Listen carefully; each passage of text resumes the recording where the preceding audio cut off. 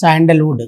ఈ శాండల్వుడ్ కి సంబంధించిన ఇన్ఫర్మేషన్ ఒకసారి మనం డిస్కషన్ చేస్తే, మనకు గతంలో శాండల్వుడ్ అంటే దీన్ని ఏమంటారంటే మంచి గంధం అంటారు, గంధపు చెట్లు. ఈ శాండల్వుడ్ ప్రొడక్షన్ లో టాప్ ఎవరంటే ఇండియాలో కర్ణాటక రాష్ట్రం అన్న విషయాన్ని మనం గుర్తుంచుకోవాలి. కర్ణాటక ప్రొడక్షన్ పరంగా టాప్ ఎవరున్నారంటే కర్ణాటక వచ్చేసి లీడింగ్ ప్రొడ్యూసర్ స్టేట్. కర్ణాటక రాష్ట్రం వచ్చేసి లీడింగ్ ప్రొడ్యూసర్ స్టేట్. అత్యధికంగా ఉత్పత్తి చేస్తున్న రాష్ట్రం ఏదంటే కర్ణాటక రాష్ట్రం. సరే, బేసికల్ గా ఈ యొక్క శాండల్వుడ్ అనేది ఎందుకు యూజ్ అవుతుంది అంటే కాస్మెటిక్స్ తయారీలో ఎక్కువగా, అంటే సుగంధ లేపనాలు, మనకు పౌడర్స్ కావచ్చు, డియోడరెంట్స్ కావచ్చు, సోప్స్ కావచ్చు, రకరకాలుగా అనమాట. కాబట్టి ఈ యొక్క డియోడరెంట్స్ కాస్మెటిక్స్ తయారీలో, పర్టికులర్ గా కాస్మెటిక్స్ తయారీలో ఎక్కువగా ఉపయోగించడం జరుగుతుంది. కాస్మెటిక్స్ తయారీలో ఎక్కువగా యూజ్ చేయడం జరుగుతుందండి ఈ యొక్క శాండల్వుడ్. కాబట్టి శాండల్వుడ్ అనేది కాస్మెటిక్స్ తయారీలో ఇండియాలో టాప్ ఎవరు అంటే కర్ణాటక రాష్ట్రం వచ్చేసి టాప్ లో ఉంది. ఓకేనా? ఇది ఇలా విషయాలు శాండల్వుడ్ కి సంబంధించిన ఇన్ఫర్మేషన్. నెక్స్ట్ వన్, సాల్ అని ఇంకొక అంశం ఉంది చూడండి ఇక్కడ. సాల్ నాట్ చాలు, సాల్, SAL, సాల్. మరి ఏంటి సాల్ కి సంబంధించిన ఇన్ఫర్మేషన్ ఏంటంటే, సాల్ అనగానే సాల్ వచ్చేసి ఏంటి సార్, దాని యొక్క స్పెషాలిటీ ఏంటి అంటే, సాల్ అనేది సాల్ అంటున్నాం కదా మనం. ఈ సాల్ అనేది ఏంటి, ఇక్కడ విషయం ఏంటంటే ఇది ఒక ప్లాంటేషన్ అనమాట. బేసికల్ గా ఈ యొక్క సాల్ తో ఏం తయారు చేస్తారంటే రైల్వే స్లీపర్స్ తయారు చేయడం జరుగుతుంది. మనం రైళ్లలో కోచెస్ లో కూర్చున్న తర్వాత కింద మనకు షీటింగ్ ఉంటది కదా, అవి తయారు చేస్తారు. తర్వాత గతంలో వచ్చేసి ఎలా ఉండేది అంటే, మీరు పట్టాలు చూసారనుకో, రైలు పట్టాల కింద పెద్ద పెద్ద మొద్దులు ఉండేవి, వుడ్కు సంబంధించిన పెద్దవి, ఇంకా పెద్ద వేసి రైల్వే ట్రాక్ల కింద వేసేవాళ్ళు. ఇప్పుడంటే సిమెంట్ వచ్చేవి, కాంక్రీట్ సిమెంట్ తయారు చేసి పెద్ద వేస్తున్నారు. కాబట్టి సాల్ అనేది ఎందుకు యూజ్ చేస్తారంటే రైల్వే స్లీపర్స్ తయారీలో ఉపయోగిస్తారన్న విషయాన్ని మీరు గుర్తుపెట్టారు. రైల్వే స్లీపర్స్ తయారీలో ఉపయోగించడం జరుగుతుంది. దేనికి ఉపయోగిస్తారంటే రైల్వే స్లీపర్స్ తయారీలో యూజ్ చేయడం జరుగుతుంది అన్న విషయాన్ని మీరు గుర్తుంచుకోవాలి. రైల్వే స్లీపర్స్ తయారీలో దేనికోసం ఉపయోగిస్తారండి, రైల్వే స్లీపర్స్ తయారీలో. ఇవి దేనికి సంబంధించిన అంశాలంటే ట్రాపికల్ మాన్సూన్ ఆర్ ట్రాపికల్ డిసిడియస్ అంటారు వీటిని. ఉష్ణమండల ఋతుపవన అడవులు ఆర్ ఆకురాల్చు అడవులు అనే అంశం గురించి మనం డిస్కషన్ చేశాం. ఉష్ణమండల ఋతుపవన అడవులు ఆర్ ఆకురాల్చు అడవులు అనే అంశం గురించి డిస్కషన్ చేశాం. ఓకేనా? అది ఎంతవరకు. ఎప్పుడైనా సరే మీకు రేపు ఎగ్జామినేషన్ లో క్వశ్చన్ ఎలా అడుగుతాడంటే వాణిజ్య పరంగా, కమర్షియల్ పరంగా బెనిఫిషియరీ అంటే లాభదాయకమైన అడవులు ఏవి అని క్వశ్చన్ అడుగుతాడు. అప్పుడు మీరు ఆన్సర్ ఏం చేయాలి అంటే ట్రాపికల్ మాన్సూన్ ఆర్ డిసిడియస్, ఉష్ణమండల ఋతుపవన అడవులు ఆర్ ఆకురాల్చు అడవులు, very beneficiary forest as per commercial purpose. అంటే కమర్షియల్ అంటే వాణిజ్య పరంగా, ఎందుకంటే ఇవన్నీ కూడా చెట్లు బాగా పెరుగుతున్నాయి. ఎర్రచందనం పెరుగుతుంది, టేక్ పెరుగుతుంది, బ్యాంబూ పెరుగుతుంది, సాల్ పెరుగుతుంది, శాండల్వుడ్ పెరుగుతున్నాయి. ఇవన్నీ కూడా మనకు అందరికీ యూజ్ అవుతాయి, కమర్షియల్ పరంగా చాలా మేలైనవి ఇవి. కాబట్టి అది మీరు ఖచ్చితంగా గుర్తుంచుకోవాలి. Very very very important information about tropical monsoon or deciduous forests. Okay, is it clear everyone? Next ఇంకా ఏం డిస్కషన్ చేయాలంటే, దీని తర్వాత ఇప్పుడు నెక్స్ట్ వచ్చేసి ఏం చెప్పుకోవాలంటే, వాటికి వచ్చేసి ఏం చెప్పాము మీకు అక్కడ చూడండి ఏమున్నాయో. ఉష్ణమండల సతత హరిత tropical evergreen forests. Yes, good. ఇక్కడ చూడండి, tropical evergreen or tropical evergreen అంటున్నాం. ఇక tropical evergreen or tropical evergreen forests అంటున్నాం. ఉష్ణమండల సతత హరితారణ్యములు అంటున్నాం. వెరీ వెరీ ఇంపార్టెంట్ అండి ఇది కూడా. ఉష్ణమండల సతత హరితారణ్యములు అంటున్నాం. Tropical evergreen forests. ఈ ట్రాపికల్ ఎవర్ గ్రీన్ ఫారెస్ట్స్ కి బేసికల్ గా ఏం కావాలి, దీనికి ఏం కావాలి అంటే ఇక్కడ more than 200 centimetres annual rainfall అవసరం అండి. More than 200 centimetres annual rainfall అంటే వార్షిక వర్షపాతం 200 సెంటీమీటర్ల పైబడి వార్షిక వర్షపాతం అవసరం. More than 200 centimetres annual rainfall it requires. More than 200 centimetres annual rainfall it requires. 200 సెంటీమీటర్ల పైబడి వార్షిక వర్షపాతం అవసరం. More than 200 centimetres annual rainfall it requires. 200 సెంటీమీటర్ల పైబడి వార్షిక వర్షపాతం కావాలి. మరి ఇక్కడ పెరిగే వృక్ష జాతులు వచ్చేసి వెజిటేషన్ ఏముంటుంది మీకు అడుగుతాడు. గతంలో ఎస్ఐ ఎగ్జామినేషన్లోను కానిస్టేబుల్ అడిగిన ప్రశ్నల యొక్క సరళి వచ్చేసి ఎలా ఉంది అంటే ఏ వృక్ష జాతులు ఏ అడవుల్లో ఉన్నాయి, what kind of vegetation are found here, ఏ రకమైన వృక్ష జాతి ఏ అడవుల్లో ఉంది అని ఇది గతంలో అడిగారు ఇలా. కాబట్టి మీరు ఒక్కసారి చూడండి, ఈ యొక్క ట్రాపికల్ ఎవర్గ్రీన్ ఫారెస్టర్స్లో ఏ రకమైన అడవులు, ఏ రకమైన వృక్ష జాతులు ఉంటాయి అనే దానిపై మనం ఒక్కసారి డిస్కషన్ చేస్తే, ఒకటి వచ్చేసి ఫస్ట్ వన్ ట్రాపికల్ మహాగని అనే చెట్లు పెరుగుతాయి. మహాగని. నెక్స్ట్ వన్ ఇంకా ఏంటంటే ఎబోని వంటి వృక్ష జాతులు కూడా పెరుగుతాయి. Next one rosewood. Next one cinchona అంటున్నాం. Mahogany, ebony, rosewood and cinchona వంటి వృక్ష జాతులు. Mahogany, ebony, rosewood and cinchona వంటి వృక్ష జాతులు ఎక్కువగా పెరుగుతాయి. Mahogany, ebony, rosewood and cinchona. Mahogany, ebony, rosewood and cinchona వంటి వృక్ష జాతులు ఎక్కువగా పెరుగుతాయి అన్నమాట. Mahogany, ebony, rosewood and cinchona. These are prominent plantation vegetation in tropical evergreen forests. కాబట్టి ఉష్ణమండల సతత హరితారణ్యంలో పెరిగే ప్రధానమైన వృక్ష జాతులు వచ్చేసి ఏమున్నాయి అని క్వశ్చన్ అడిగారు అనుకోండి, మీరు ఆన్సర్ ఏం చేయాలి? ద ట్రాపికల్ ఎవర్గ్రీన్ ఫారెస్ట్లో ఇంపార్టెంట్ ప్లాంటేషన్ వచ్చేసి mahogany, ebony, rosewood and cinchona. Mahogany, ebony, rosewood and cinchona అన్న విషయాన్ని మీరు గుర్తుపెట్టుకోవాలి. Mahogany, ebony, rosewood and cinchona. ఈ మహాగని అనేది ఎందుకు యూజ్ అవుతుందంటే ఫర్నిచర్ తయారీలో ఎక్కువగా ఉపయోగించడం జరుగుతుంది. ఫర్నిచర్ తయారీలో. ఎబోని అనేది ఎందుకు ఉపయోగిస్తారంటే మ్యూజికల్ ఇన్స్ట్రుమెంట్స్ సంగీత పరికరాల తయారీలో ఉపయోగిస్తారు. మ్యూజికల్ ఇన్స్ట్రుమెంట్స్ అంటే సంగీత పరికరాల తయారీలో కూడా యూజ్ చేయడం జరుగుతుంది. ఈ యొక్క రోజ్వుడ్ మరియు సింకోనా అంటున్నాం కదా, ఈ యొక్క మెడిసినల్ ప్లాంట్స్, ఇవి ఔషధాలు తయారు చేస్తారు. మెడిసినల్ ప్లాంట్స్ అంటే ఏంటి సార్? ఈ యొక్క ఔషధాల తయారీలో ఎక్కువగా యూజ్ చేయడం జరుగుతుంది. ఈ యొక్క ఔషధాల తయారీలో మెడిసినల్ ప్లాంట్స్ తయారీలో ఎక్కువగా యూజ్ చేస్తారు. ఇది మీరు ఖచ్చితంగా గుర్తుపెట్టుకోవాలి. Very very very important. కాబట్టి ఒకటి ఏంటి అంటే ఉష్ణమండల సతత హరితారణ్యాలు more than 200 centimetres annual rainfall it requires. ఎక్కడెక్కడ పెరుగుతాయి? Mahogany, ebony, rosewood and cinchona ఇవి ప్రధానమైన ప్లాంటేషన్స్. మహాగని అనేది ఎందుకు యూజ్ అవుతుందంటే ఫర్నిచర్ తయారీలో. సెకండ్ థింగ్ వచ్చేసి ఎబోని అంటున్నాం మ్యూజికల్ ఇన్స్ట్రుమెంట్స్ తయారీలో. రోజ్వుడ్ అండ్ సింకోనా వచ్చేసి మెడిసినల్ ప్లాంట్స్ అంటే ఔషధాల తయారీలో ఎక్కువగా యూజ్ చేయడం జరుగుతుంది. ఇది మీరు ఖచ్చితంగా గుర్తుపెట్టుకోవాలి. ఓకేనమ్మా? వర్షపాతం ఎంత కావాలి? ఏం చెట్లు పెరుగుతున్నాయి? మరి ఎక్కడున్నాయి సార్ ఈ అడవులు? ఎక్కడుంటాయి అంటే these kind of foresters are found at various locations. ఎక్కడ sir? One is western Ghats అంటే పడమటి కనుమల్లో ఉంటాయి. ఈ క్వశ్చన్ ఎస్ఐ ఎగ్జామినేషన్లో అడిగారు. ట్రాపికల్ ఎవర్గ్రీన్ ఫారెస్టర్స్ ఏ ప్రాంతంలో, ఏ రీజియన్లో ఉంటాయి? కాబట్టి ఎక్కడ ఉంటాయి సార్ ఇవి? సహ్యాద్రి హిల్స్లో ఉంటాయా? తర్వాత వచ్చేసి మీకు సాత్పురా హిల్స్లో ఉంటాయా? వింధ్యా రేంజెస్లో ఉంటాయా? ఇలా అడుగుతాడు. కాబట్టి మనకి ఎక్కడున్నాయంటే tropical evergreen foresters is western Ghats పడమటి కనుమలు. Next one Andaman and Nicobar islands. Andaman Nicobar దీవులు, అండమాన్ నికోబార్ ఐలాండ్స్ లోను ఒకటి వెస్టర్న్ ఘాట్స్ పడమటి కనుమలు అంటున్నాం. రెండవది అండమాన్ అండ్ నికోబార్ ఐలాండ్స్ లోను. ఇంకా ఎక్కడ సరే ట్రాపికల్ ఎవర్గ్రీన్ ఫారెస్టర్స్ అంటే ఇవే కాకుండా నార్త్ ఈస్టర్న్ ఇండియాలో మనం వీటిని ఎక్కువగా అబ్జర్వ్ చేయొచ్చు. అంటే ఎస్పెషల్లీ ఈ Assam and Meghalaya states. Assam and Meghalaya అండి. Assam and Meghalaya states. అస్సాం మరియు మేఘాలయ రాష్ట్రాల్లో వీటిని ఎక్కువగా మనం అబ్జర్వ్ చేయవచ్చు. Assam and Meghalaya states. ఓకేనా? ఇది ఇలా విషయాలు ట్రాపికల్ ఎవర్గ్రీన్ ఫారెస్టర్స్ కు సంబంధించిన ఇన్ఫర్మేషన్. ఓకేనా? ఇది జనరల్గా ఇది ఖచ్చితంగా గుర్తుపెట్టుకోవాలి. ఫైనల్గా వచ్చేసి ఏంటంటే కొనిఫరస్ అనే అడవులు.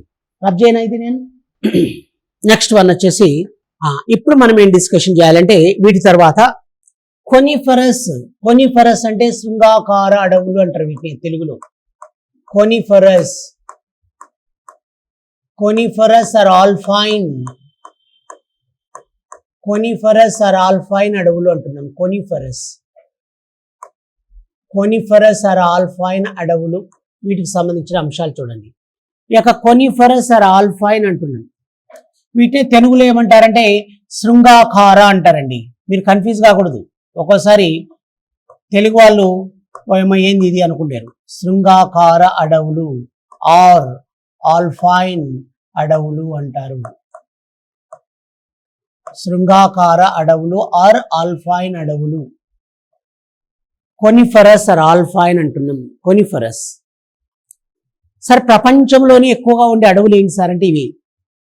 వరల్డ్ అంటే గ్లోబల్ వైజ్ తీసుకున్నాం అనుకోండి, across the globe, across the world, global wise తీసుకుంటే ఏ అడవులు ఎక్కువగా ఉన్నాయంటే యాజ్ పర్ గ్లోబల్ వైజ్,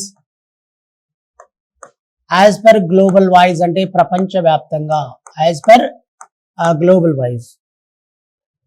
కాబట్టి యాజ్ పర్ గ్లోబల్ వైజ్ వచ్చేసి ప్రపంచవ్యాప్తంగా ఏ అడవులు ఎక్కువగా ఉన్నాయి, ఈ కొనిఫరస్ అడవులు ఎక్కువగా ఉన్నాయి. పర్టికులర్ గా వచ్చేసి ఎక్కడ అంటే Russia and Canada countries, Russia and Canada countries, Russia మరియు కెనడా దేశాల్లో ఈ అడవులు ఎక్కువగా విస్తరించి ఉన్నాయండి. రష్యా అండ్ కెనడా దేశాల్లో ఈ అడవులు ఎక్కువగా ఉన్నాయి. కొనిఫరస్ ఆర్ ఆల్పైన్ అడవులు. బేసికల్ గా ఇవి ఎక్కడ పెరుగుతాయంటే near poles as well as exclusively cold climate. కాబట్టి ఎక్స్క్లూజివ్లీ కోల్డ్ క్లైమేట్ అంటే చాలా చల్లగా ఉండే ప్రాంతాలలో పెరుగుతాయి ఇవి. చాలా చల్లగా ఉండే ప్రాంతాల్లో పెరిగే అడవులు ఇవి. చాలా చల్లగా ఉండే ప్రాంతాల్లో పెరిగే అడవులు అన్న విషయాన్ని మీరు గుర్తుపెట్టుకోవాలి. చాలా చల్లగా ఉండే ప్రాంతాలు అంటే ఎక్స్క్లూజివ్లీ కోల్డ్ అన్న విషయాన్ని మీరు గుర్తుపెట్టుకోవాలి. ఎక్స్క్లూజివ్లీ కోల్డ్, ఇక ఎక్స్క్లూజివ్లీ కోల్డ్ అంటే చాలా శీతలంగా ఉండే ప్రాంతాల్లో పెరుగుతాయి. ముఖ్యంగా రష్యా అండ్ కెనడా కంట్రీస్ అన్నాం. రష్యా అండ్ కెనడా కంట్రీస్ లో వచ్చేసి ఎక్కడ అంటే టైగా రీజియన్ అంటారండి. టైగా రీజియన్, టైగా ప్రాంతంలో ఈ అడవులు ఎక్కువగా ఉంటాయి. టైగా ఆ ప్రాంతం, ఏ ప్రాంతం అండి ఇది? టైగా ప్రాంతంలో ఈ అడవులు ఎక్కువగా మనం అబ్జర్వ్ చేయవచ్చు. టైగా రీజియన్, టైగా ప్రాంతంలో ఎక్కువగా అబ్జర్వ్ చేయవచ్చు. టైగా రీజియన్, టైగా రీజియన్ లో టైగా ప్రాంతంలో ఎక్కువగా మనం అబ్జర్వ్ చేయొచ్చు. మన దగ్గర కూడా ఉన్నాయి సార్. మన దగ్గర ఎక్కడ అంటే జమ్మూ అండ్ కాశ్మీర్, జమ్మూ అండ్ కాశ్మీర్ రాష్ట్రంలోని గుల్మార్గ్ ప్రాంతంలో ఉంటాయండి. గుల్మార్గ్, జమ్మూ అండ్ కాశ్మీర్ రాష్ట్రంలోని గుల్మార్గ్ ప్రాంతంలో, జమ్మూ అండ్ కాశ్మీర్లోని గుల్మార్గ్ ప్రాంతంలో కూడా మనం వీటిని అబ్జర్వ్ చేయవచ్చు. Gulmarg in Jammu and Kashmir, Gulmarg in Jammu and Kashmir, Jammu and కాశ్మీర్లోని గుల్మార్గ్ ప్రాంతంలో కూడా మనం అబ్జర్వ్ చేయవచ్చు. ఇక్కడ చెట్లు ఎలా ఉంటాయి సార్ అంటే మన చెట్లలాగా ఉండవు సార్. మన ప్లాంటేషన్ ఎలా ఉంటుంది, కింద నుంచి స్టార్ట్ అయింది అనుకో, ఎక్కడ చూసినా కొమ్మలే ఉంటాయి, బ్రాంచెస్. కానీ ఇక్కడ బ్రాంచెస్ ఎలా ఉంటాయంటే చెట్టు ఇలా స్ట్రైట్ గా వెళ్ళిపోతుంది పైకి. ఇక్కడ పోయిన తర్వాత ఇలా అవుతుందండి, అంటే ఇలా పెంకుటిల్లు లాగా ఉంటుంది, ఇలా పెంకుటిల్లు లాగా ఉండడం జరుగుతుంది. ఇటు ఉంటుంది సార్. మధ్యలో బ్రాంచెస్ ఉండవు. అశోక్ చెట్లు ఎట్లుంటాయి ఎట్లా మీరు చూడండి. హిమాలయాల్లో మీరు కొట్టి చూడండి, మీకు అంత మొత్తం ఇట్లే ఉంటాయి చెట్లు. ఆల్మోస్ట్ మంచు కురిసే ప్లేస్లో ఇలానే ఉంటుంది. కాబట్టి ఇక్కడ పెరిగే వృక్ష జాతులు ఏంటి సార్ అంటే వెజిటేషన్ అంటున్నాం. వెజిటేషన్ చూడండి, వన్ ఈజ్ వెజిటేషన్, పెరిగే వృక్ష జాతులు. పెరిగే వృక్ష జాతులు, ఏ రకమైన వృక్ష జాతులు ఇక్కడ పెరుగుతాయి? ఏం పెరుగుతాయి మరి ఇక్కడ? వెజిటేషన్. ఇక్కడ పెరిగే వృక్ష జాతులు వచ్చేసి ఒకటి వచ్చేసి ఫస్ట్ వన్ మనం ఏం చెప్పచ్చు అంటే వన్ ఈజ్ ఫర్. ఫర్ అన్న విషయాన్ని మీరు గుర్తుపెట్టుకోవాలి. ఫర్, FUR, ఫర్ అంటారు. Fir. Next one pine. Next one willows, chestnut and tamala. Chestnut మరియు తమాలా ఇవన్నీ చెట్ల పేర్లమ్మా ఇవి. కాబట్టి fir, pine, willows, chestnut and tamala ఇవన్నీ దీస్ ఆర్ ప్లాంటేషన్స్. ఇవన్నీ వృక్ష జాతులు, ఇవన్నీ ప్రధానమైన వృక్ష జాతులు అండి. ఫర్తో ఏం తయారు చేస్తారంటే ఫర్ అనేది ప్యాకింగ్ బాక్సెస్ తయారీలో, match boxes and match sticks తయారీలో, అగ్గిపెట్టెలు, అగ్గిపుల్లలు, ప్యాకింగ్ బాక్సెస్ తయారీలో యూజ్ చేయడం జరుగుతుంది. Packing boxes, match boxes and match sticks. Fine, ఈ ఫైన్ వృక్ష జాతుల యొక్క కలపను ఎందుకు యూజ్ చేస్తారో ఒకసారి చూడండి. ఈ ఫైన్ కలపను ఎందుకు యూజ్ చేస్తారంటే ఫైన్ కలపను వచ్చేసి ఏంటంటే క్యాంఫర్ అంటున్నాం. ఈ క్యాంఫర్ తయారీలో అంటే కర్పూరం తయారీలో యూజ్ చేయడం జరుగుతుంది. క్యాంఫర్ మేకింగ్, ఓకేనా? క్యాంఫర్ అంటే కర్పూరం. నెక్స్ట్ వన్ విల్లోస్ అంటున్నాం. క్రికెట్ బ్యాట్స్, క్రికెట్ స్టంపుల తయారీలో. ఇప్పుడు మీరు క్రికెట్ చూడటానికి పోతుంటారు, మెయింటైన్ చేస్తారు. ఈ క్రికెట్ బ్యాట్లు ఏం దాంతో తయారు చేస్తారంటే విల్లోస్ అనే కర్రతో తయారు చేస్తారు. Cricket bats and cricket stumps. Next one chestnut and tamala, ఇవి వచ్చేసి firewood or fuel wood. Firewood or fuel wood అంటే వంట చెరుకు తయారీలోను, firewood or firewood or fuel wood తయారీలో ఎక్కువ. అంటే వంట చెరుకు అంటే మనం విలేజెస్ లో చూస్తుంటాం, ఇప్పుడంటే అందరు గ్యాస్ స్టవ్లు పెడుతున్నారు. ఒకప్పుడు ఏం చేశారు, కర్రలు పెట్టి కాల్చి వంట చేసేవాళ్ళు. కాబట్టి దాన్ని మనం ఫైర్వుడ్ వంట చెరుకు అంటాం. ఫ్యూయల్ వుడ్ అంటే ఏంటి సార్ అంటే కర్రను కాల్చి బొగ్గు తయారు చేస్తారు, దాన్ని ఫ్యూయల్ వుడ్ అంటారు. ఓకేనమ్మా, ఇది ఇలాంటివి తయారు చేసేవాళ్ళు. ఇవి మనం జనరల్గా డిస్కషన్ చేయాల్సిన అంశాలు. కోనిఫరస్ ఆర్ ఆల్ఫైన్ కి సంబంధించిన ఇన్ఫర్మేషన్. కాబట్టి శృంగాకార ఆల్ఫైన్ అంటే గ్లోబల్ వైజ్ రష్యా అండ్ కెనడాలో ఎక్కువగా ఉన్నాయి. రష్యా అండ్ కెనడాలో ఏ రీజియన్లో అంటే టైగా రీజియన్లో ఎక్కువగా ఉంటాయి. చల్లగా ఉండే ప్రాంతాలు ఎక్స్క్లూజివ్లీ కోల్డ్ రీజియన్స్ ఎక్కడ ఉంటాయో అక్కడ ఉంటాయి. మరి ముఖ్యంగా జమ్మూ అండ్ కాశ్మీర్లో గుల్మార్గ్ ప్రాంతంలో ఉన్నాయి. వీటి యొక్క లక్షణం ఏంటి సార్ అంటే ఏపుగా పెరుగుతుంది, 30 to 40 మీటర్స్, 50-60 మీటర్స్ కూడా హైట్ పోతుంది. కానీ మధ్యలో ఎక్కడా కూడా వృక్షానికి ఎక్కడ కూడా మీకు కొమ్మలు బ్రాంచెస్ రావు. పైకి వెళ్ళిన తర్వాత చెట్టు వచ్చేసి ఒక పెంకుటిల్లు లాగా, హట్ లాగా ఏర్పడుతుంది. మరి ఇక్కడ ప్రధానంగా పెరిగే వృక్ష జాతుల వెజిటేషన్ ఏంటి సార్ అంటే fir, pine, willow, chestnut and tamala. Fir, pine, willow, chestnut and tamala వంటి వృక్ష జాతులు ఎక్కువగా పెరుగుతాయి. ఫర్ యొక్క కలపన packing boxes, match boxes and match sticks అంటే అగ్గిపెట్టెలు, అగ్గిపుల్ల తయారీలో, ప్యాకింగ్ బాక్స్ తయారీలో. ఫైన్ అనేది క్యాంఫర్ అంటే కర్పూరం, మనం దేవుని దగ్గర కర్పూరం ఇస్తాం కదా, ఆ కర్పూరం తయారవుతుంది. తర్వాత వచ్చేసి విల్లోస్ అంటే క్రికెట్ బ్యాట్స్ అండ్ క్రికెట్ స్టంప్ల తయారీలో. Next one chestnut and tamala, firewood and fuel wood అంటే వంట చెరుకు మరియు బొగ్గు అంటే చార్కోల్. దాన్ని మన భూ అంతర్భాగంలో లభించే దాన్ని బొగ్గు అంటాం. కానీ దీని ఏమంటారంటే కర్రను కాల్చి బొగ్గును తయారు చేస్తే అంటే బర్నింగ్ ఆఫ్ స్టిక్ అనమాట. స్టిక్ని కాలిస్తే దాన్ని ఏమంటారంటే చార్కోల్ అంటారండి. చార్కోల్ అంటారు, టర్మినాలజీ వేరుంది. చార్కోల్ అంటారు, చార్కోల్ అంటారు అంటే కర్రను కాల్చి. బర్నింగ్ ఆఫ్ వుడ్ అంటే వుడ్ను కాల్చి కర్రను తయారు చేస్తే దాన్ని ఏమంటారంటే చార్కోల్ అని పిలుస్తారు. మన internal structure of the earth అంటే భూమి యొక్క అంతర్భాగంలో దొరికేదాన్ని మాత్రం ఏమంటారు, కోల్ అంటాం మనం. బొగ్గు, నీల బొగ్గు, దాన్ని ఏమంటారమ్మా, నీల బొగ్గు అని పిలుస్తారు. ఇక్కడ మీకు డిఫరెన్షియేషన్ తెలియాలి, దానికి దీనికి తేడా ఏంటి. బొగ్గు అంటే అన్ని బొగ్గులే కాదు, ఆ బొగ్గు వేరు, ఈ బొగ్గు వేరు. ఓకేనా, క్లియర్? ఇప్పుడు ఏంటి సార్ అంటే దీని తర్వాత ఇది అడిగి మొత్తం టోటల్గా చెప్పేశాం. ఇప్పుడు చూడండి, very very very very important information. ఏంటి సార్ అంటారు, అడవుల సంరక్షణ కోసం అడవులను కాపాడాలి, అడవులను పెంచాలి. ఏం చేస్తామో వాస్తవానికి చెట్లను నరికేస్తాం. చెట్లను నరికేసి ఇల్లు కట్టుకునే వాళ్ళు ఇల్లు కట్టుకుంటారు, ఇండస్ట్రీస్ కట్టుకునే వాళ్ళు ఇండస్ట్రీస్ కట్టుకుంటారు. కొంతమంది కర్రను కాల్చి చెట్లను నరికి బొగ్గు తయారు చేసే వాళ్ళు బొగ్గు తయారు చేస్తారు. ఎట్లా పడితే అట్లా వాటిని విచక్షణారహితంగా, డిస్క్రిమినేషన్ అనేది ఉండదు. విచక్షణారహితంగా ఫెల్లింగ్ ద ట్రీస్, చెట్లను నరికేస్తుంటారు. కాబట్టి ఇటువంటి వాటి నుంచి మనం బయటపడాలంటే ఏం చేయాలి, వాటిని కాపాడాలి. మనందరి బాధ్యత అది, మనందరి బాధ్యత కదా అది నగేష్. కాబట్టి చెట్లను కాపాడాలి. అందువల్లే మీకు పర్యావరణ వ్యక్తులు, ఎకాలజిస్టులు చెప్తూ ఉంటారు. ఎక్కడ విన్నారు, బుక్లు కూడా లేవు. Very good, nice. ఎకాలజిస్టులు, పర్యావరణవేత్తలు అందుకనే ఉంటుందంటే చెట్లను నరకండి అయ్యా, please save the trees, please save the trees. చెట్లను సంరక్షించండి, చెట్లను కాపాడండి. వృక్షో రక్షితి రక్షిత, వృక్షాలను రక్షించండి, చెట్లు మిమ్మల్ని రక్షిస్తాయి.